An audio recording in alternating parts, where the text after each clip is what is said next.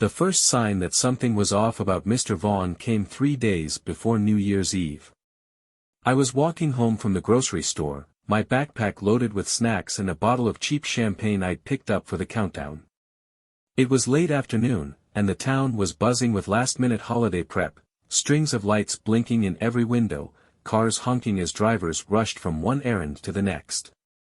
Vaughn's house was the only one that seemed out of place. The curtains were drawn tight, the front porch barren of decorations.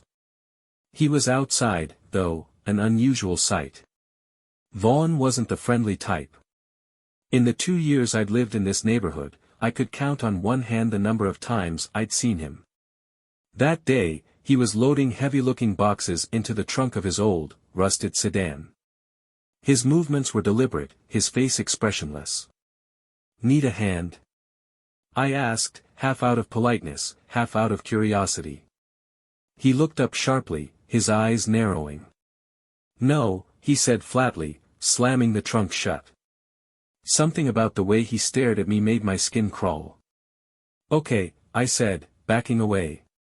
He didn't respond, just stood there, watching me until I turned the corner and his house was out of sight. The next day, I noticed Vaughn again, this time boarding up the windows of his house. It wasn't subtle, long wooden planks nailed haphazardly over the glass, as if he were preparing for a hurricane. I couldn't resist asking my neighbor, Mrs. Caldwell, about it when I saw her trimming her hedges. "Do you know what's up with Vaughn?" I asked. She shrugged. "He's always been odd, but this? No clue. Maybe he's scared of burglars." That didn't make sense. Our town was quiet, safe. The kind of place where people left their doors unlocked. That night, I couldn't shake the image of Vaughn hammering nails into his windows. What was he so afraid of? I told myself it didn't matter. People had their quirks, right? Vaughn was just another small-town oddball. But then, the next morning, I found the note. It was taped to my front door, a single sheet of lined paper folded neatly in half. At first, I thought it was a flyer for some New Year's Eve party, but when I opened it, my heart skipped a beat. Written in shaky, uneven handwriting were 3 words. "You'll be next." I stared at the note, my mind racing. Was this a prank? Some kind of sick joke? I called my best friend, Jake, and told him about it. "Probably just some bored kid messing around," he said, trying to sound casual. "Ignore it." But something about the note didn't feel like a prank. I spent the morning trying to distract myself, cleaning, watching TV, scrolling through my phone. But every time I passed the kitchen counter, the note caught my eye, the words practically glowing against the white paper. By the time the sun started to set, I was restless. I decided to go for a walk to clear my head. That's when I heard the bang. I was passing Vaughn's house again, the boarded-up windows casting long shadows in the fading light. The sound was loud and sharp, like a gunshot or a car backfiring. It came from inside Vaughn's house. I froze, my breath catching in my throat. For a moment, everything was silent. Then I saw movement through a gap in the boards. A shadow, quick and deliberate, crossing the room inside. My heart started pounding. I thought about knocking, about asking if everything was okay, but my gut told me to stay away. As I backed away, I noticed something new. On Vaughn's porch, tied to the railing, was a single black balloon. It bobbed gently in the wind, its glossy surface reflecting the last rays of sunlight. And then the door creaked open. The door creaked open slowly, the hinges groaning against the cold night air. I froze on the sidewalk, my feet rooted to the spot. The inside of Vaughn's house was dark, pitch black, except for the faint flicker of a TV somewhere deep in the living room. For a long moment, nothing happened. Then, just as I was about to move, Vaughn stepped into the doorway. He didn't say anything at first. He just stood there, his face partially hidden in the shadows. "You shouldn't be here," he said finally, his voice low and flat. I opened my mouth to respond, but no words came out. "Go home," he said, louder this time. Then he slammed the door, the sound echoing down the empty street. I didn't sleep that night. Every creak of the house, every gust of wind against the windows made my heart race. My thoughts kept circling back to the note, the bang, and the way Vaughn had looked at me, like I'd seen something I wasn't supposed to. The next morning, I decided to check on Sarah Whitman. Sarah lived a few houses down from me. She was friendly enough, always quick to wave when we passed on the street, but I hadn't seen her in days. When I knocked on her door, there was no answer. Her car was still in the driveway, and her porch light was on, but the house felt empty. I knocked again, harder this time. "Sarah?" I called. "It's Alex. You okay?" Still nothing. I tried the door, but it was locked. As I turned to leave, something caught my eye, a slip of paper tucked under the doormat. I crouched down and pulled it out. It was a page torn from a notebook, the edges jagged. Written on it was a single line. "Stay quiet, or you'll be next." By the time I got back to my house, my hands were shaking. I locked the door behind me, pulled the blinds shut, and sat at the kitchen table, staring at the note I'd found under Sarah's mat. 2 notes. 2 warnings. And now Sarah was missing. I couldn't shake the feeling that Vaughn had something to do with it. I needed answers. That afternoon, I walked past Vaughn's house again, my heart pounding with every step. The curtains were still drawn, and the boards on the windows were even more haphazard than I'd remembered, as if he'd added more during the night. But something was different now. The front door was slightly ajar. I hesitated, glancing up and down the street. It was quiet, most of the neighbors still inside preparing for the New Year's Eve party at the community center. I took a deep breath and stepped onto Vaughn's porch. The door creaked as I pushed it open, the sound sending shivers down my spine. The first thing that hit me was the smell, stale air mixed with something metallic, like rust. The living room was dark, lit only by the faint blue glow of an old TV playing static in the corner. The furniture was sparse and worn, the walls lined with shelves cluttered with books and old knickknacks. On the coffee table was a large map of the town. I stepped closer, my eyes scanning the markings. Several houses were circled in red, including Sarah's, mine, and a few others in the neighborhood. Next to the map was a notebook. I flipped it open, my breath catching as I read the first page. It was a list of names, neatly written in Vaughn's tight handwriting. Sarah Whitman was at the top, her name crossed out with a thick, black line. Further down the list was my name, Alex Parker. My stomach turned. I flipped through the rest of the notebook, finding more names, more notes, details about routines, habits, and fears. Under Sarah's name, Vaughn had written, "Always walks her dog at 7 p.m. doesn't lock the back gate." And under mine, "Keeps lights off at night. Sleeps on the second floor." Suddenly, I heard a noise, a faint creak coming from the hallway. I froze, my heart racing. "Vaughn." I called, my voice shaking. No response. The noise came again, louder this time. I turned toward the hallway just as Vaughn stepped into view. He was holding a hammer, the metal head catching the dim light from the TV. "What are you doing here?" he asked, his voice calm but cold. I stammered, backing toward the door. "I saw your door open, and I thought." "You shouldn't be here," he interrupted, taking a step closer. My hands tightened around the notebook. "What is this?" I demanded, holding it up. "What are you doing with these names?" Vaughn's expression didn't change. "You don't understand," he said quietly. "But you will." He lunged toward me, swinging the hammer. I dodged, the hammer slamming into the wall behind me, and bolted for the door. I didn't stop running until I was back at my house, slamming the door shut behind me and locking it.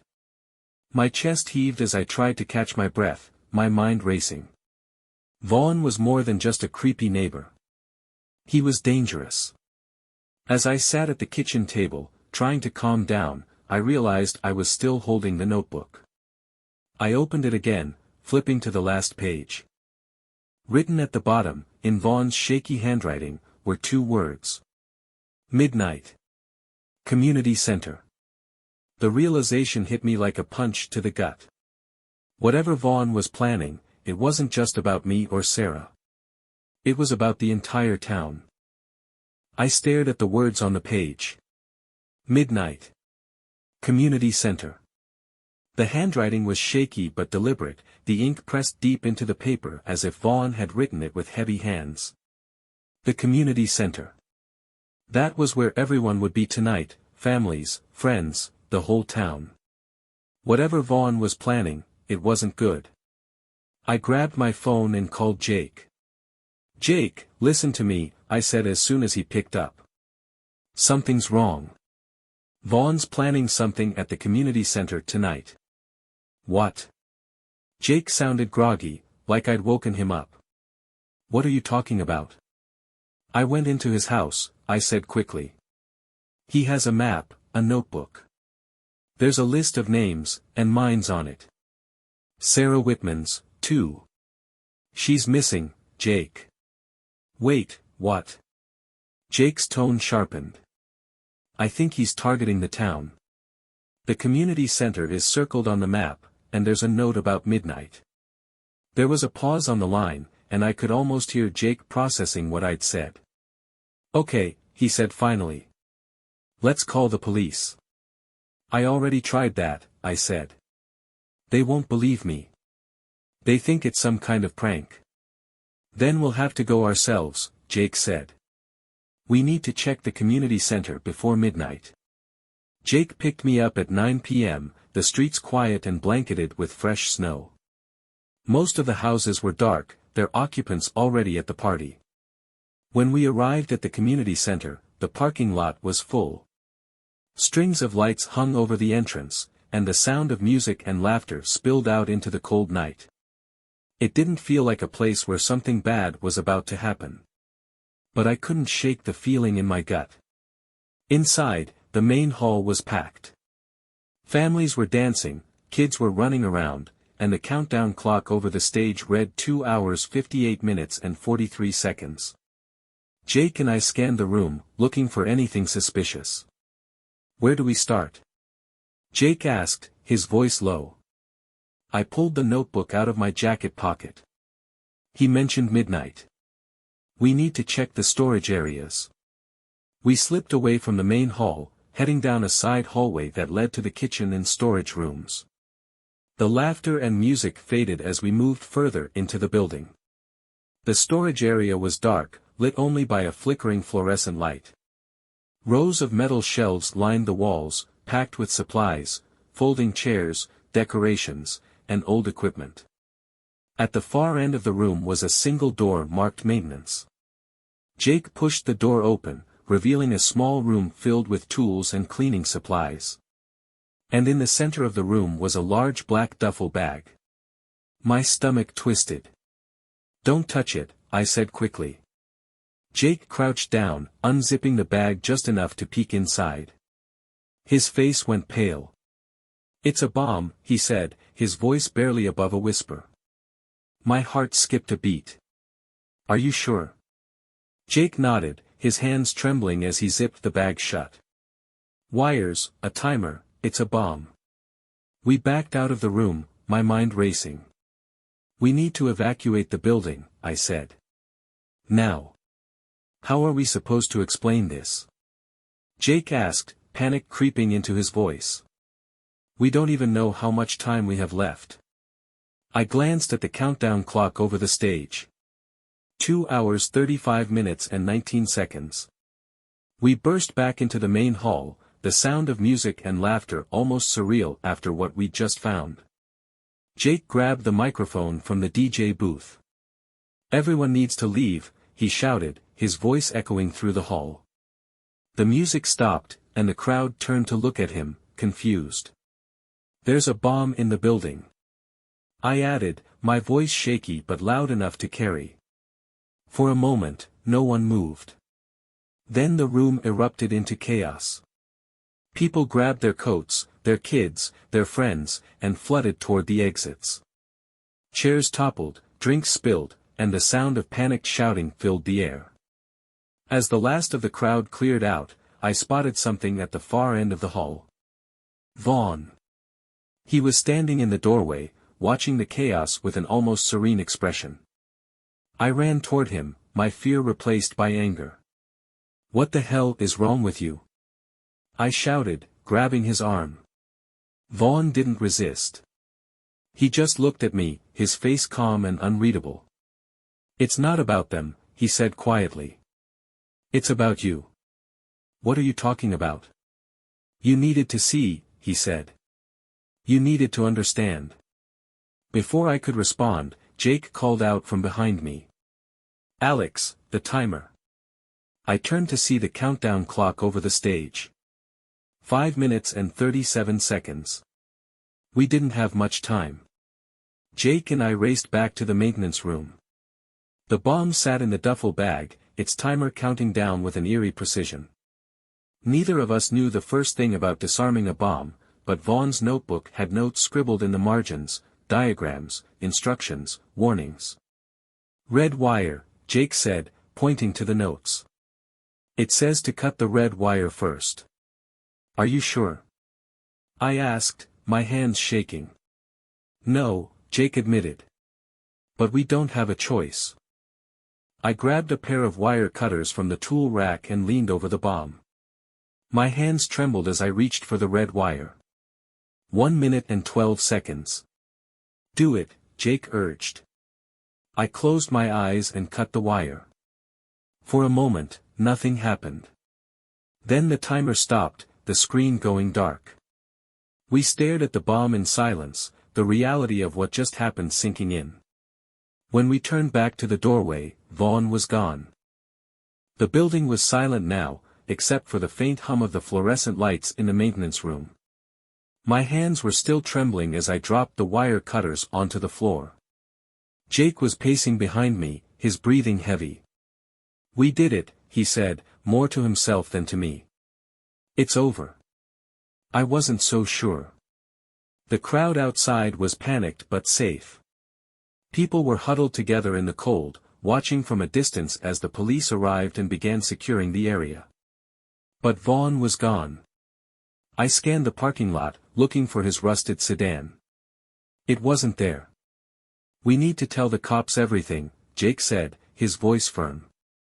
The bomb, the notebook, all of it. I nodded.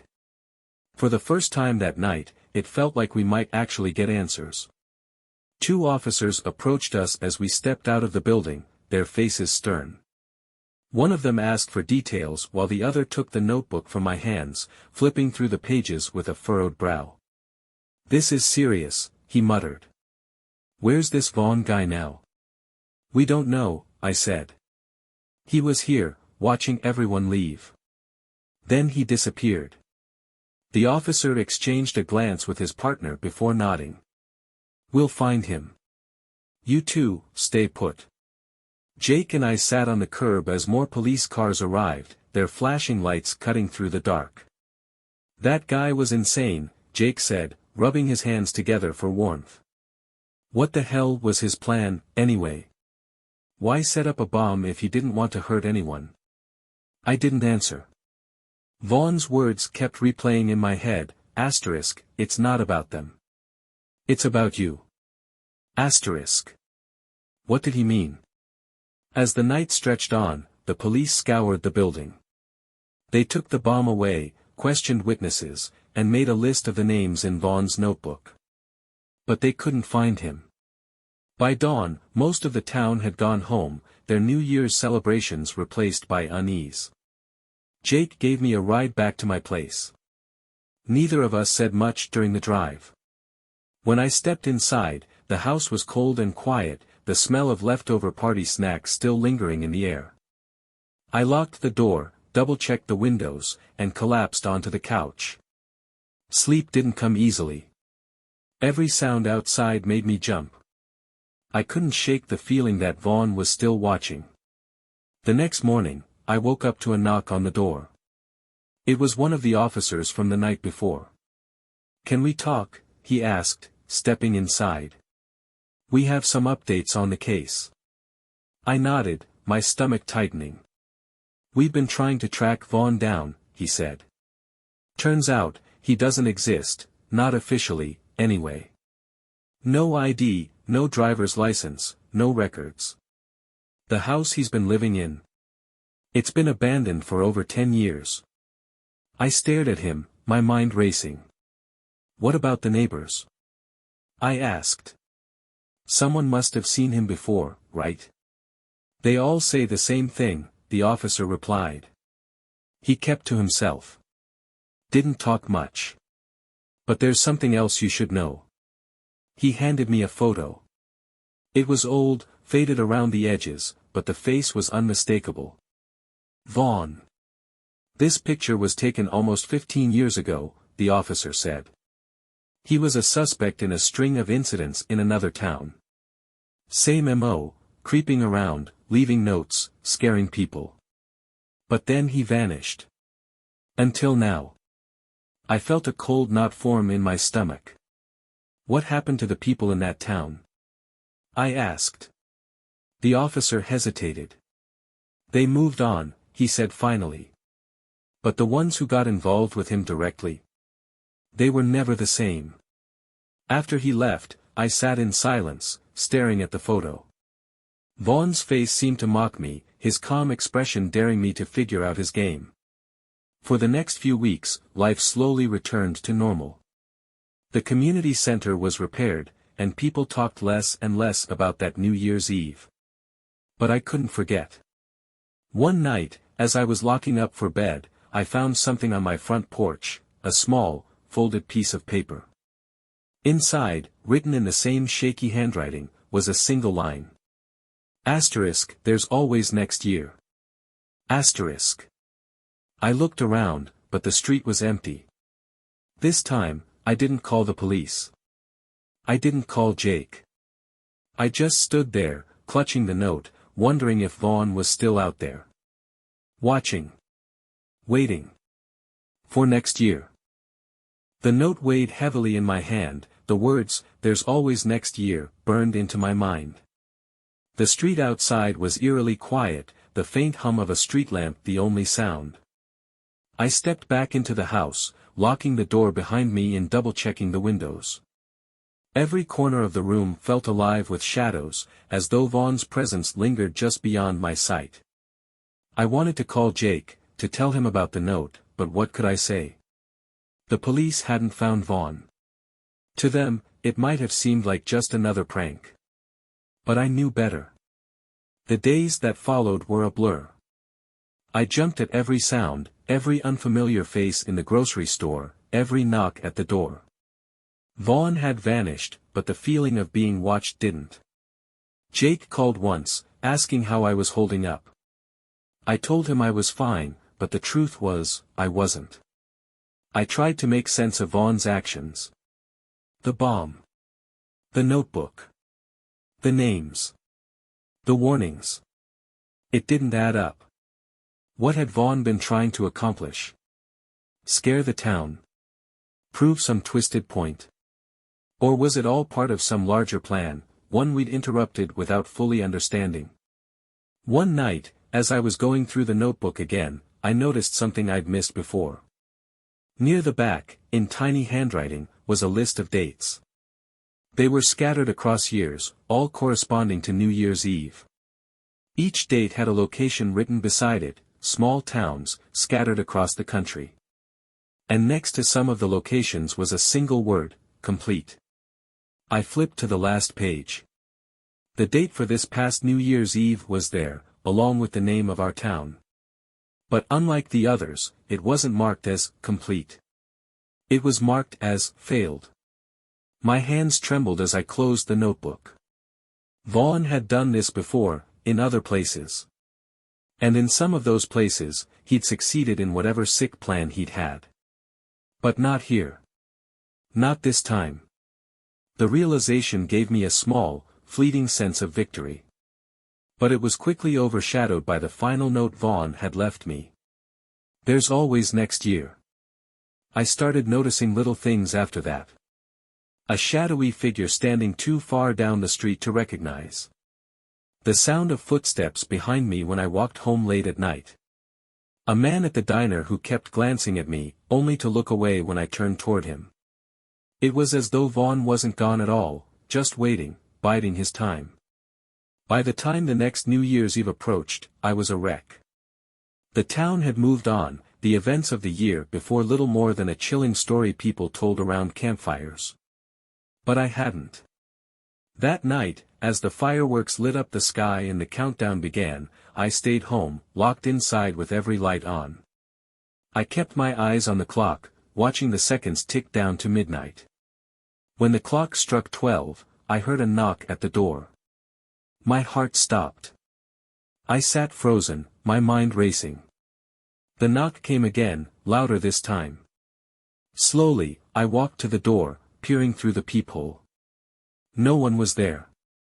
When I opened the door, I found a piece of paper taped to it.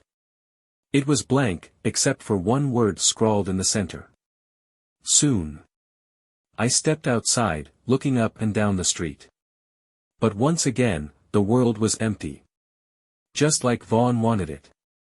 I locked the door behind me, my resolve hardening. Vaughn was still out there, and he wouldn't stop. But next time, I'd be ready. I didn't sleep that night. The note, soon, sat on the kitchen counter, taunting me like a bad joke. I kept pacing the house, checking the locks, peering through the blinds, waiting for something to happen. But the hours passed, and nothing did.